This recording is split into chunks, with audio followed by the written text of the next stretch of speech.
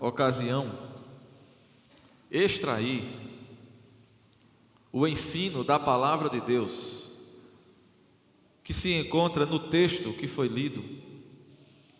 Para isso, eu peço aos irmãos que permaneçam com suas Bíblias abertas, para que nós possamos nos alimentar desse banquete maravilhoso, esse banquete espiritual da palavra de Deus. Nós temos aqui, meus amados irmãos, uma mensagem do profeta Amós para a nação de Israel.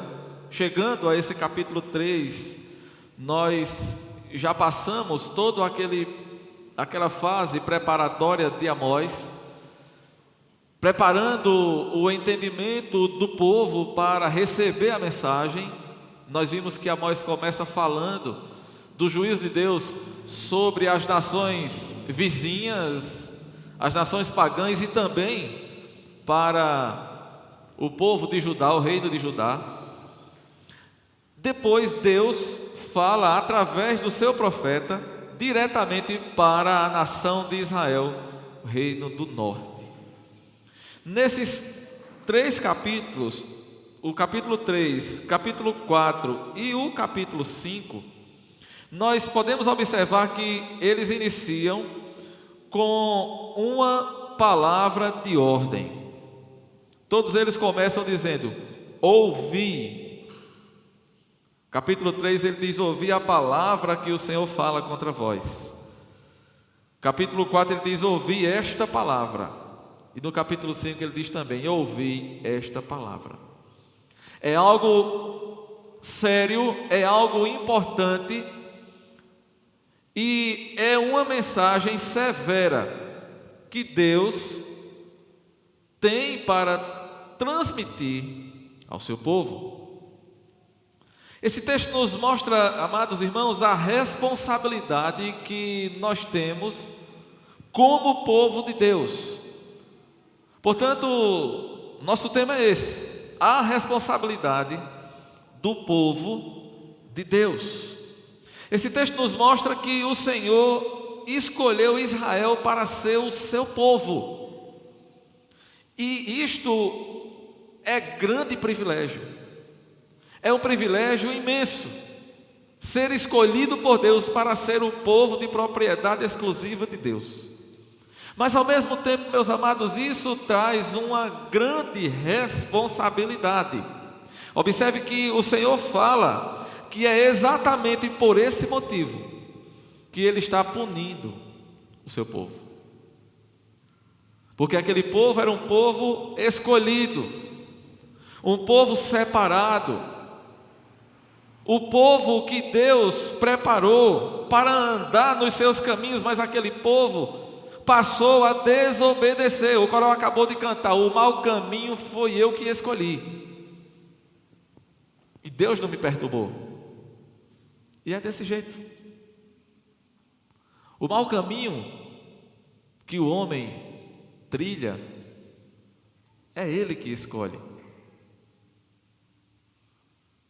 E quando esse mau caminho é escolhido por alguém que tem tudo aquilo que Deus colocou diante de si para ser o povo da bênção de Deus, o castigo de Deus é mais severo ainda. E nós podemos ver isso aqui no texto, nesse capítulo 3 do profeta Amós. A primeira coisa, irmãos, que nós queremos pensar aqui nessa noite é que o privilégio implica responsabilidades. Quanto maior for o seu privilégio, maior será a sua responsabilidade diante de Deus. Observe na sua Bíblia, o texto diz: ouvi a palavra que o Senhor fala contra vós outros, filhos de Israel, contra toda a família que Ele fez subir da terra do Egito. Deus está falando aqui, meus amados irmãos, para aquele povo que foi tirado do Egito, que foi tirado da escravidão, com o braço forte, com mão estendida, com grandes sinais, com grandes milagres, com grande poder. Deus então tira aquele povo daquela escravidão, traz aquele povo para a terra que Deus havia prometido a eles. Aquele povo então herda a terra, toma posse daquela terra. Deus cumpre com aquele povo tudo aquilo que ele havia prometido, mas aquele povo passa a desobedecer a Deus continuamente. E Deus está mostrando isso. Ele diz no verso 2: de todas as famílias da terra, somente a vós outros eu escolhi. Deus está tratando, irmãos, aqui com o seu povo, o povo escolhido. Antes de enviar o castigo para aquele povo, Deus então envia o seu profeta, e o profeta chega para aquele povo, lembrando daquele povo os privilégios que eles tinham. Observe, irmãos, o profeta não está falando mais agora para um povo estranho. O profeta agora está falando para o povo eleito, o povo escolhido. A trombeta está tocando contra a nação escolhida, o leão está rugindo contra o povo que era de propriedade exclusiva de Deus, o povo da aliança. O apóstolo Pedro, na sua primeira carta, capítulo 4, verso 17, ele diz que o juízo começa pela casa de Deus. A severidade de Deus começa pelos seus, começa pela sua casa. A Escritura nos ensina, meus amados irmãos, que o castigo é proporcional ao privilégio que Deus concede. Quanto mais próximos do Senhor nós estivermos, tanto maior será requerido de nós a fidelidade. Quanto mais próximos de Deus estivermos, maior será a nossa responsabilidade para com Deus. Eu não estou dizendo, de maneira alguma, que quem não conhece a Deus está fora do juízo de Deus. Nós já vimos no início, capítulo 1 e início do capítulo 2, que as nações pagãs também são punidas por Deus. Os povos pagãos, aqueles que não conhecem a Deus, também recebem o castigo de Deus. Mas a Escritura nos diz, meus irmãos, que o castigo, o juízo começa pela casa de Deus, dentro da casa de Deus. E observe que ele diz: de todas as famílias da terra, somente a vós outros eu escolhi. De todas as famílias da terra, Deus pôs o seu coração em Israel. Deus escolheu aquela nação para ser o seu povo, para ser uma bênção sobre a terra. Deuteronômio 7, versos 6 a 8, Deus diz àquele povo que Ele não escolheu aquele povo porque eles eram grandes, porque eles eram melhores ou porque eles eram mais importantes. A causa dessa escolha, irmãos, está no próprio Deus. Deus decidiu escolher Israel porque aprove a Ele, pelo seu amor, pelo seu decreto eterno, pelo seu propósito eterno, escolher Israel. Não é porque Israel era melhor, ou mais forte, ou mais importante. E meus irmãos, assim acontece ao longo de toda a história da humanidade. Não há nada em nós que nós possamos fazer para Deus nos amar mais do que Ele já nos ama. Ele nos escolheu, Ele nos chamou, Ele nos separou, porque Ele nos ama. Não é porque nós somos bons, não é porque nós somos obedientes, não é porque nós fizemos alguma coisa que agradou a Ele. Não foi isso que fez com que Ele nos escolhesse. Ele nos escolheu por causa do seu amor, por causa da sua graça, por causa da sua fidelidade. Jesus nos diz lá em João 15,16: não fostes vós que me escolhestes. Pelo contrário, eu escolhi a vós outros. Portanto, irmãos, não fomos nós quem escolhemos Deus, foi Ele que nos escolheu. Ele que nos concedeu esse privilégio desde os tempos eternos, como diz 2 Timóteo 1,9. Desde os tempos eternos Ele nos amou e nos separou. O apóstolo Paulo, escrevendo aos Efésios, no capítulo 1 e no versículo 4, nos diz que Deus fez isso antes da fundação do mundo. Versículo 3 de Efésios 1: Bendito Deus e Pai de nosso Senhor Jesus Cristo, que nos tem abençoado com toda sorte de bênção espiritual nas regiões celestiais em Cristo, assim como nos escolheu nele antes da fundação do mundo, para sermos santos e irrepreensíveis perante Ele. Deus nos escolheu antes da fundação do mundo, em Cristo Jesus, para sermos santos e irrepreensíveis perante Ele. Deus fez isso graciosamente, não havia nenhum merecimento nosso.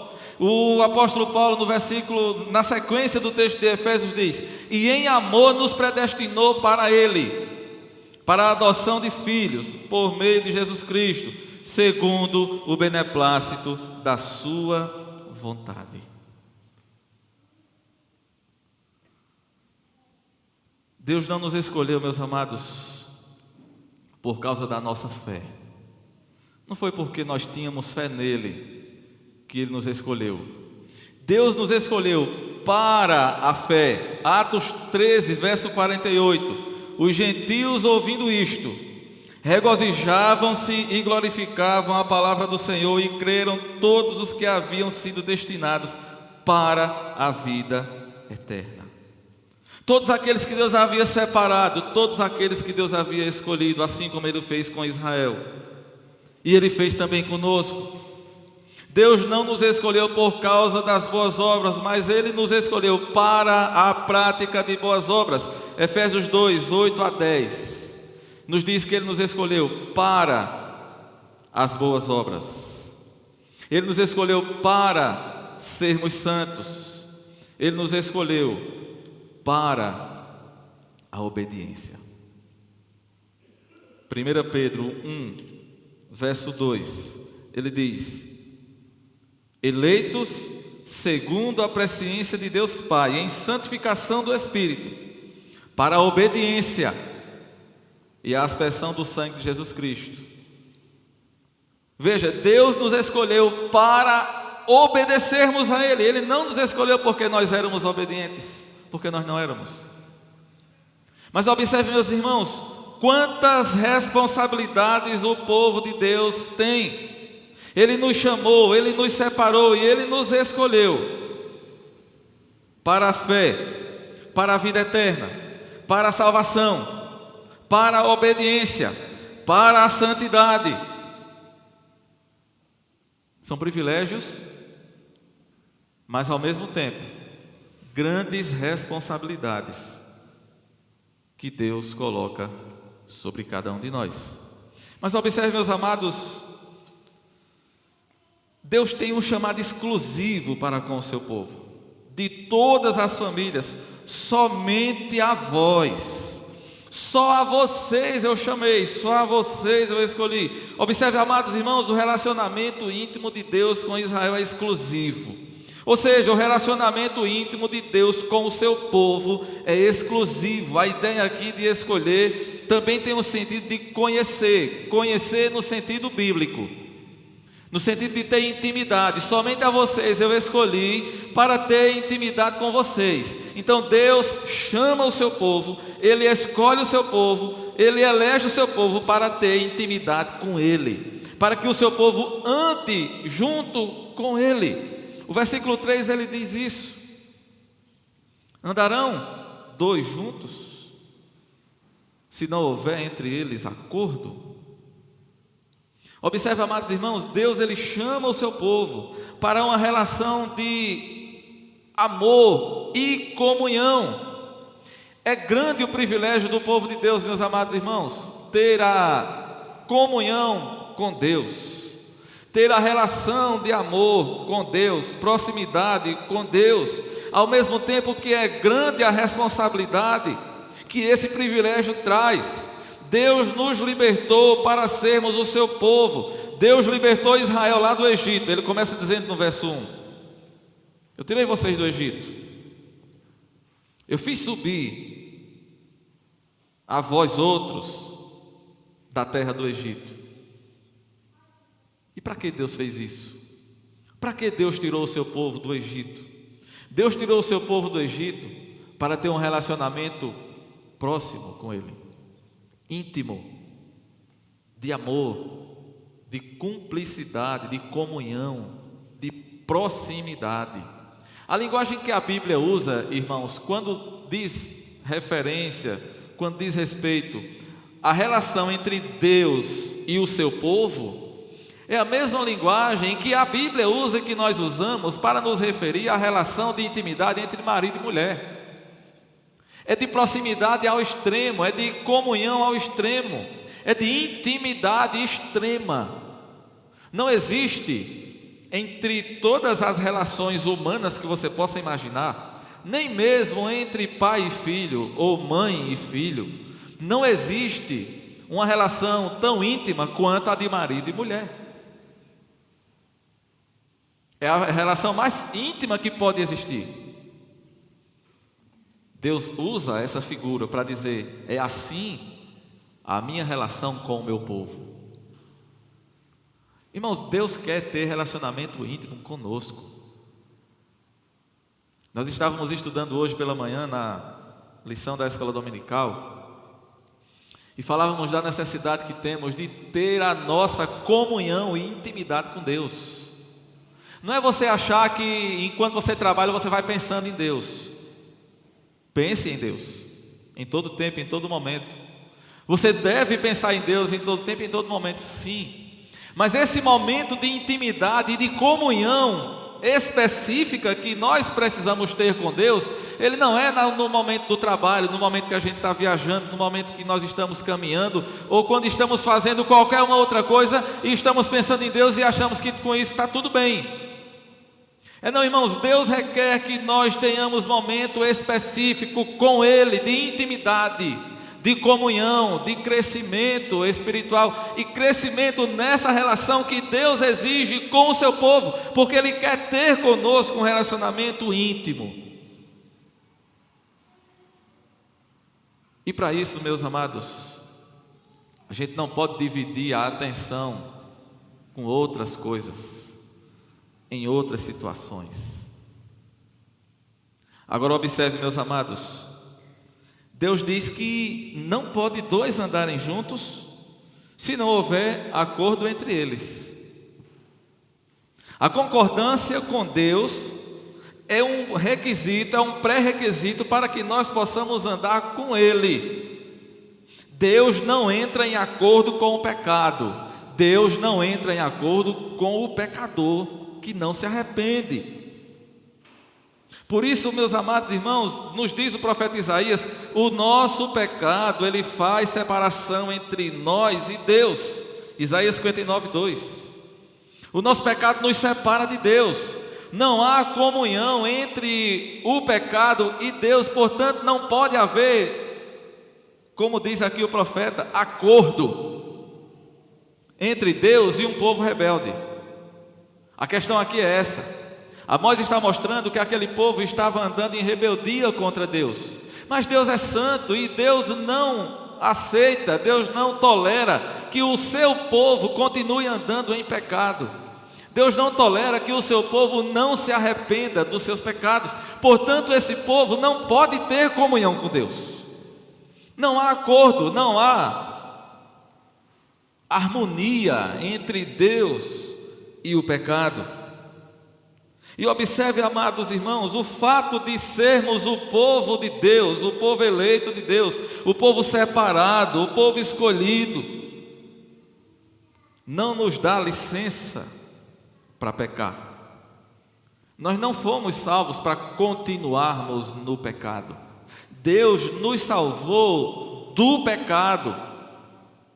Observe, irmãos, nós vimos aqui vários textos, eu não vou voltar a eles, mas nós vimos vários textos aqui nos mostrando que Deus nos chamou, nos elegeu para a santificação, para a obediência, para uma vida de comunhão com Deus, para a santidade.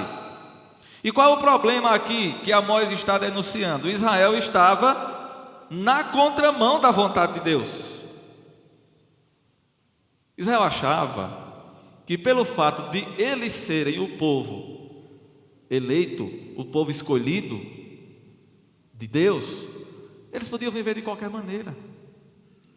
Mas você acredita que tem crente assim hoje? Tem crente que diz assim: olha, eu já estou salvo, eu posso fazer o que eu quiser. Eu já estou salvo. E por uma compreensão completamente errada e equivocada da doutrina bíblica com relação à salvação, alguns acreditam que uma vez salvo, salvo para sempre. Isso está certo, isso não está errado não. Uma vez salvo, salvo para sempre. O problema vem depois, quando quem assim entende e acha que pelo fato de já estar salvo para sempre, posso fazer o que eu quiser, posso viver da maneira que eu bem entender, posso viver uma vida de pecado que não tem problema, afinal de contas eu já estou salvo. Amados, Deus nos salvou do pecado. Deus nos salvou e nos chamou para vivermos uma vida de santidade. A segunda carta de Paulo aos Tessalonicenses, no capítulo 2, no verso 13, veja o que é que ele diz. 2 Tessalonicenses 2, verso 13, ele diz: entretanto, devemos sempre dar graças a Deus por vós, irmãos amados pelo Senhor, porque Deus vos escolheu desde o princípio para quê? Para a salvação. Mas depois disso, Paulo diz uma coisa muito importante aqui: pela santificação do Espírito e fé na verdade. Não é a salvação para continuar do jeito que estava, ou para continuar pecando. É a salvação, amados irmãos, para a santificação. É pela santificação que nós evidenciamos a nossa salvação em Cristo Jesus. E, consequentemente, é pela santificação que o povo de Deus evidencia que, de fato, é o povo de Deus, é o povo escolhido por Deus, é o povo eleito de Deus. Agora, meus amados, o texto continua, voltando ao profeta Amós. Ele nos mostra que o pecado, ele atrai o juízo de Deus. O pecado atrai o juízo de Deus. Verso 4: rugirá o leão no bosque sem que tenha presa, levantará o leãozinho no covil a sua voz se nada tiver apanhado, cairá a ave no laço se não houver armadilha para ela, levantar-se-á o laço da terra sem que tenha apanhado alguma coisa, tocar-se-á a trombeta na cidade sem que o povo estremeça, sucederá algum mal na cidade sem que o Senhor tenha feito. Observe, amados, o pecado não fica sem julgamento. Esses versos 4, 5 e 6 estão nos mostrando o julgamento iminente de Deus, o juízo iminente de Deus. O profeta aqui menciona algumas figuras de linguagem para mostrar que o juízo de Deus está chegando. Dentro do plano que Deus traçou na criação, nada acontece por acaso. O profeta está dizendo: o leão vai rugir no bosque sem que tenha uma presa? O filhotinho do leão que está no covil esperando vai levantar a sua voz se não tiver nada para ele? E ele segue falando do laço, a armadilha. Vai se levantar um laço sem que tenha apanhado nada? Vai se tocar a trombeta? A trombeta era um instrumento que se tocava para anunciar a guerra, para anunciar que o inimigo vinha. E o profeta diz: vai se tocar a trombeta na cidade sem que o povo se estremeça. Estremecer por quê? Esse toque de trombeta que o profeta está falando aqui era o toque que anunciava a chegada do exército inimigo para destruir a cidade. E o povo estremecia. Observe que o profeta ele vai costurando, ele vai trabalhando para que o povo vá entendendo. Mas observe, amados irmãos, Deus faz ouvir a sua voz. Deus anuncia o seu castigo. O versículo 7 ele diz: certamente o Senhor Deus não fará coisa alguma sem primeiro revelar aos seus servos, os profetas. Sem primeiro revelar o seu castigo aos profetas. Então o castigo vem, mas Deus avisa primeiro. O julgamento de Deus nunca vem sem o alerta divino. Primeiro Deus alerta o povo. Deus não apenas chamou Israel para ser o seu povo, meus amados, mas Ele chamou também, dentre o povo de Israel, os seus profetas, para servirem de anúncio, para servirem de aviso para o povo que vivia em pecado. Antes de enviar o juízo, Deus enviou o aviso. Antes de enviar a destruição e o castigo para aquele povo, Deus fez a advertência. O que é que isso pode nos ensinar? Você deve estar lembrado que na história que Jesus contou do rico e Lázaro, o rico estava em tormentos, Lázaro estava sendo consolado. Lázaro estava no seio de Abraão, no céu. O rico estava no Hades. O rico estava no inferno. Não é porque ele era rico, não, é porque ele não era crente, ele não era salvo. Por isso que ele foi para lá. E quando ele estava lá, em grande sofrimento, ele clamou ao pai Abraão e disse: pai Abraão, dentre outras coisas que ele pediu, ele pede primeiro para Lázaro vir aliviar o sofrimento dele, molhando a ponta da sua língua com água. E Abraão responde a ele: não tem como passar nem daqui para lá e nem de lá para cá, não dá. Então aquele rico, mais uma vez ele fala e diz assim: então manda Lázaro voltar à casa dos meus irmãos, a minha casa paterna. Eu tenho 5 irmãos e eu não quero que eles venham perecer aqui, eu não quero que eles venham sofrer nesse lugar que eu estou. E a resposta de pai Abraão para aquele rico foi a seguinte, para aquele homem foi a seguinte: lá os seus irmãos têm os profetas. Seus irmãos devem ouvir a mensagem dos profetas. Porque observe, meus amados irmãos, Deus tem seus profetas. Lá no Antigo Testamento, Ele enviava seus profetas para trazerem a mensagem ao povo, mostrando os erros, o pecado do povo e chamando o povo ao arrependimento. O que é que Deus faz hoje? Deus tem levantado homens. A Escritura nos diz que Deus levantou pastores, evangelistas, mestres.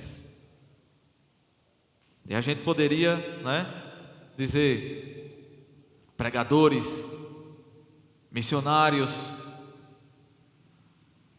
crente de igreja local, que trabalha, que tem amigos descrentes,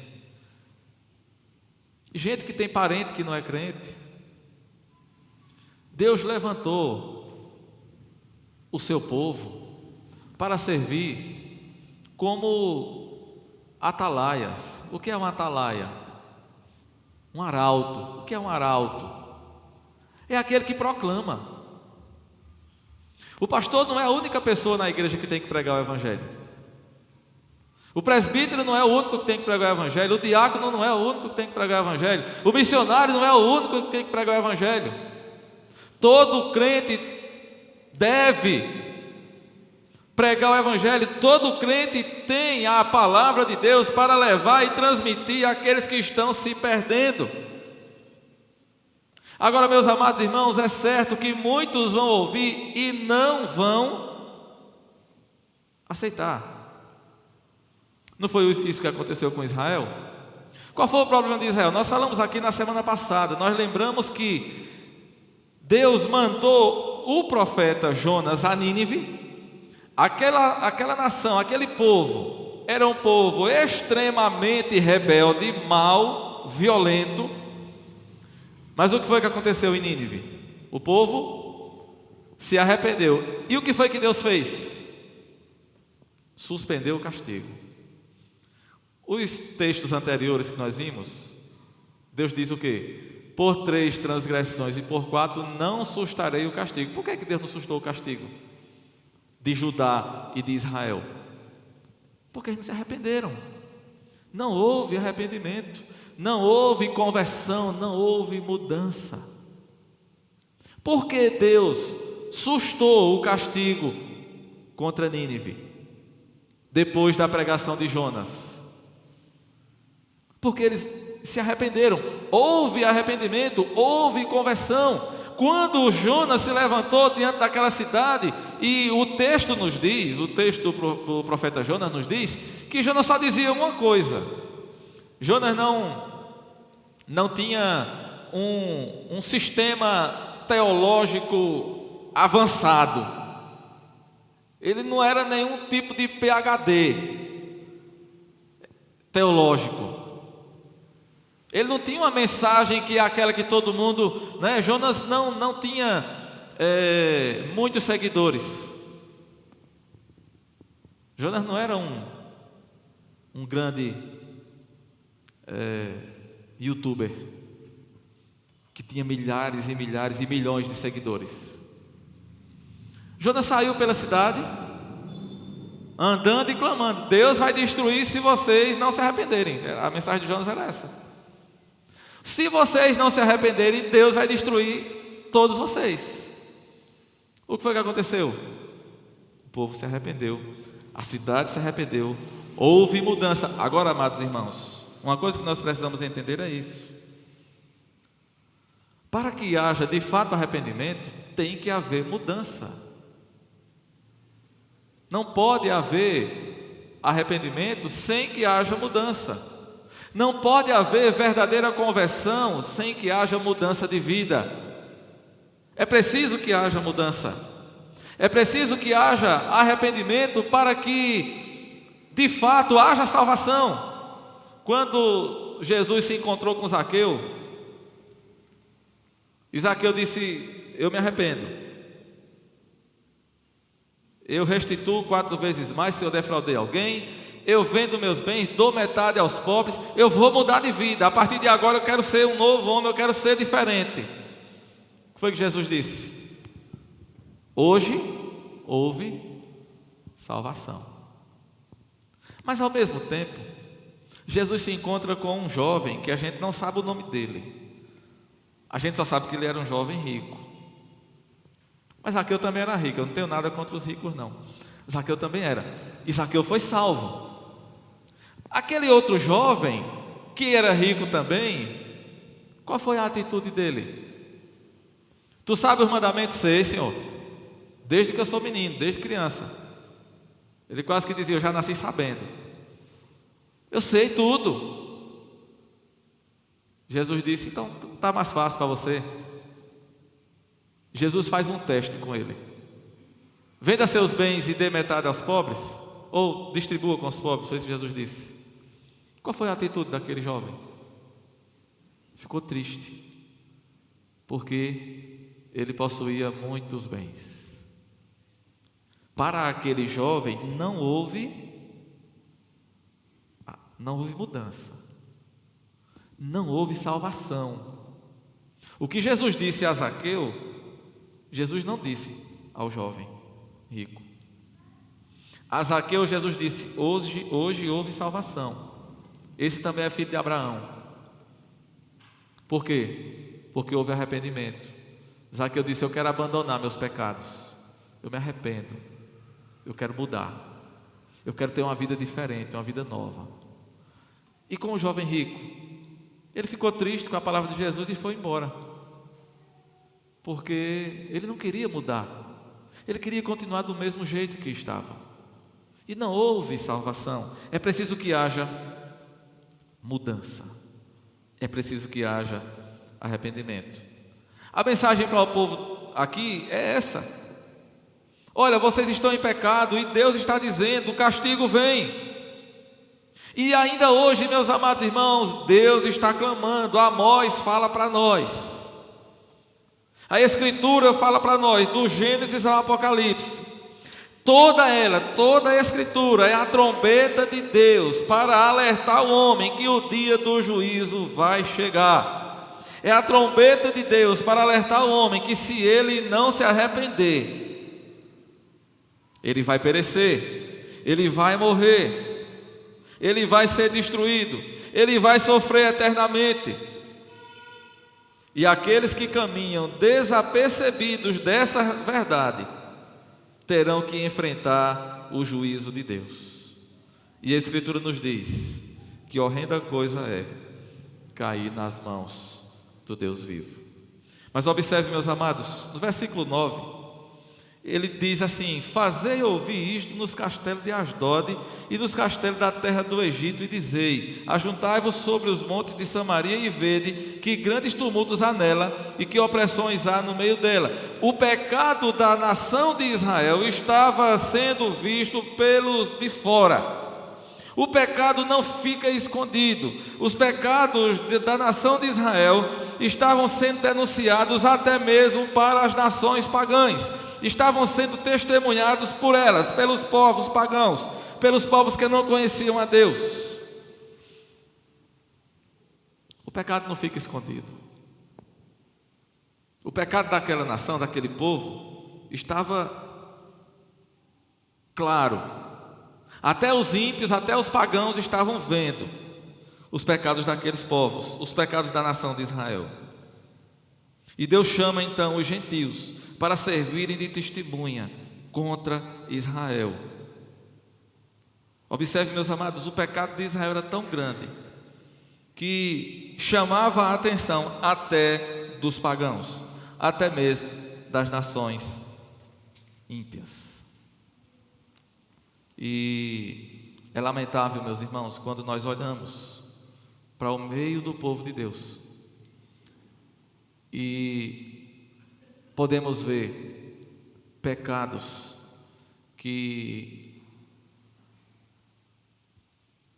deixam perplexos até os ímpios. O castigo de Deus vem, e vem de maneira severa.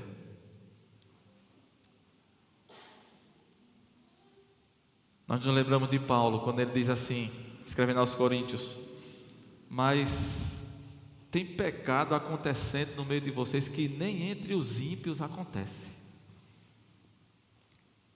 Havia pecado dentro da igreja de Corinto, que Paulo disse, nem no meio dos gentios acontece esse tipo de pecado.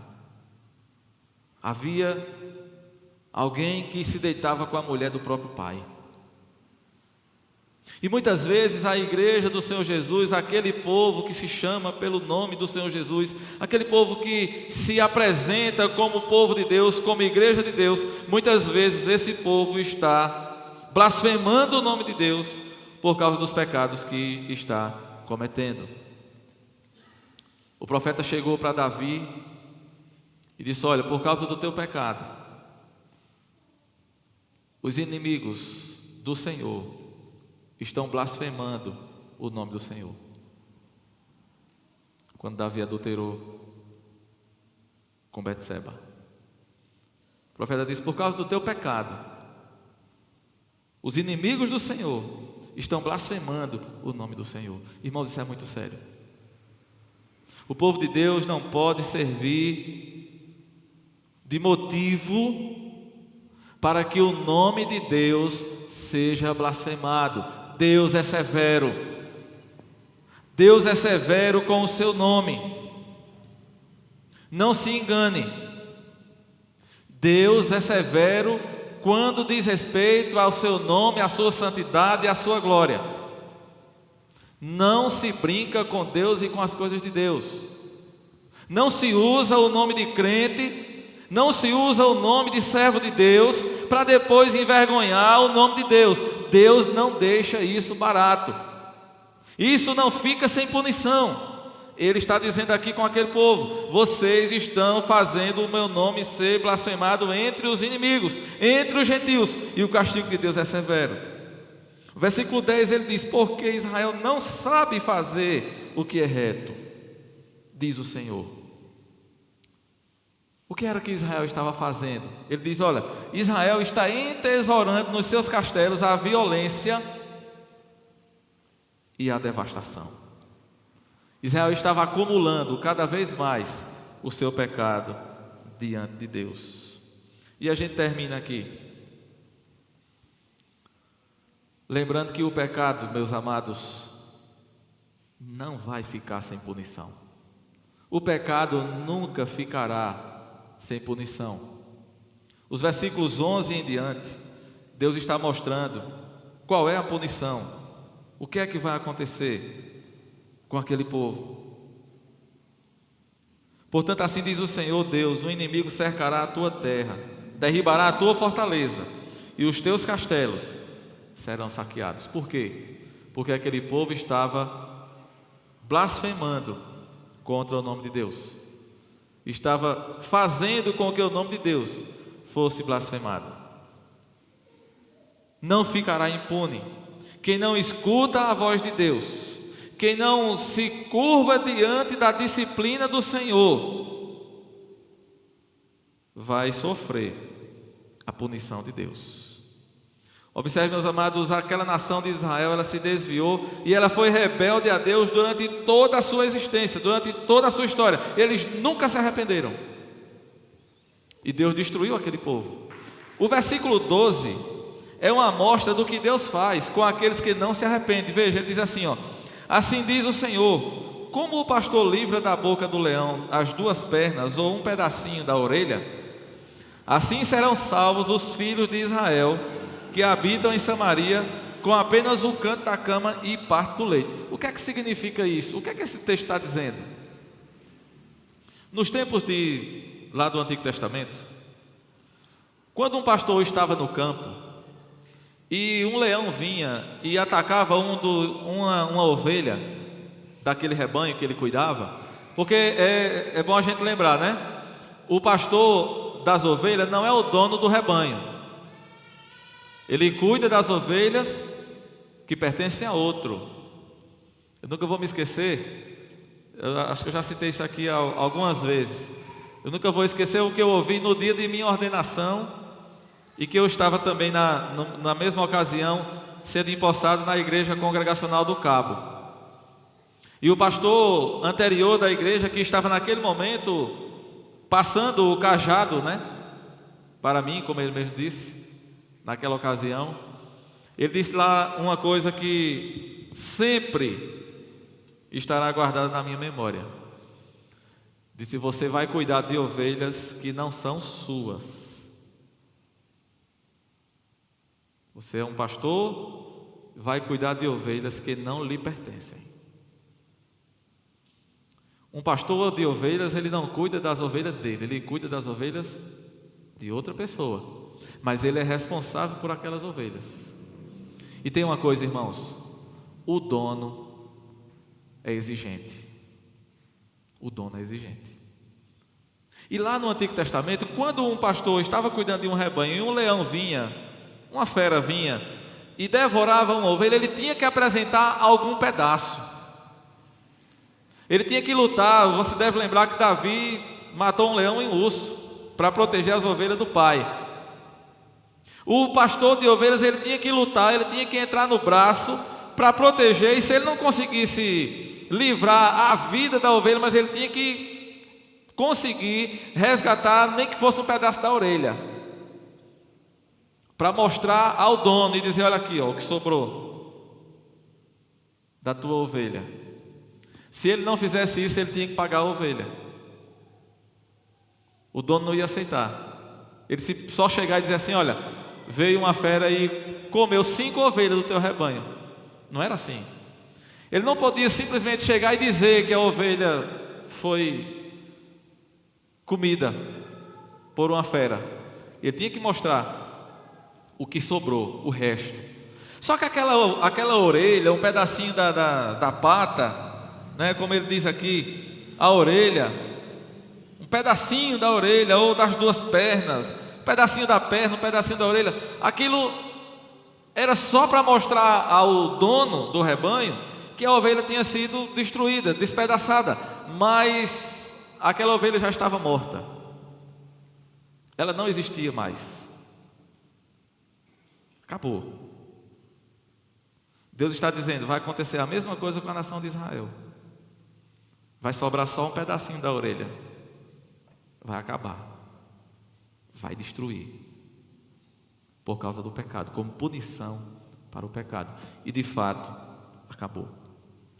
De fato, isso aconteceu. Aquele povo nunca mais se reergueu, nunca mais foi um povo. O que nós temos hoje como nação de Israel é outro povo. Não é esse povo para quem Amós está falando. Não é essa mesma nação.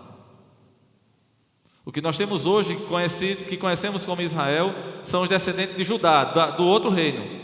Esse reino aqui, as 10 tribos, esse reino, a nação de Israel, ela não mais existiu depois que Deus a destruiu. Destruiu por completo. A única coisa que restou, nós vamos encontrar no Novo Testamento os samaritanos. Mas é só uma mistura. Porque os assírios, quando destruíram a nação de Israel, ainda levaram povos de outras nações, e eles se misturaram com os poucos remanescentes que ficaram. Ficou só os pedacinhos das orelhas e das pernas. E transformou-se num povo híbrido. E quando a gente chega no Novo Testamento, a gente vê a guerra entre samaritanos e judeus. Os judeus não aceitavam, não suportavam, os judeus desprezavam por completo os samaritanos, porque eles não eram mais o povo de Deus. Aquele povo foi destruído, porque eles foram rebeldes. E eu quero terminar, meus amados irmãos, lembrando o que diz Provérbios 29:1. Se você quiser, pode acompanhar na sua Bíblia aí. Provérbios 29:1.